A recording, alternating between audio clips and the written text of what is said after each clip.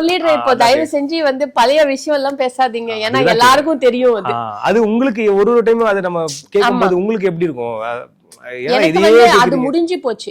எனக்கு அந்த டைம்ல வந்து நான் கொஞ்சம் மென்டலா வந்து ரொம்ப டிப்ரெஸ்டா தான் இருந்தேன். என்னடா இது, ஏன்னா நம்ம வந்து ஒரு ஃபேமிலி லைஃப்னு போகும்போது நம்மளுக்கு சரியா அமையல. நம்ம வந்து சரி என்ன அந்த டைம்ல கொஞ்சம் கஷ்டமா தான் இருந்தது. பட் அதுலயே நான் ஸ்டக்காய் போயிட முடியாது இல்லையா? நானு அது போயிட்டேன்னா அது என்ன மட்டும் இல்லை, என்ன டிபெண்ட் பண்ணி இருக்கிற எல்லாருக்குமே அது ப்ராப்ளம் ஆயிடும். ஸோ அதுல நான் ஓவர் கம் பண்ணி தான் வந்து நான் எல்லாமே எனக்கு எப்படி சொல்றது, நான் தாண்டி வந்துட்டு நீங்க யாரும் தாண்டி வரவே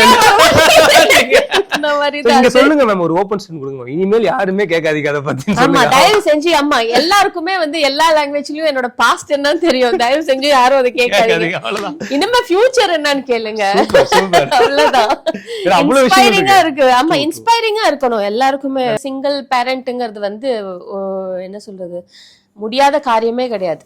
எல்லாருமே வந்து இப்போ நான் முடியாதுன்னு நினைச்சிருந்தேன்னா நான் என்ன பண்ணிட்டு இருந்திருப்பேனோ எனக்கு தெரியாது, எங்க இருப்பேனோ தெரியாது. பட் அதெல்லாம் கிராஸ் பண்ணி வந்ததுனாலதான் இன்னைக்கு நான் உங்களை பார்த்து பேசுறேன். இன்னைக்கு வந்து மத்த எவ்வளோ வியூவர்ஸ் என்ன வந்து டிவியில பார்த்துட்டு இருக்காங்க எல்லாம். ஸோ ஒரு ஆப்ஸ்டிக்கல் வரும்போது அதை நம்ம கிராஸ் பண்ணி வந்துதான் ஆகணும். நம்மளுக்கு வந்துடுச்சே நாங்க உட்கார்ந்துட்டு இருந்தோம்னா கஷ்டம் அது.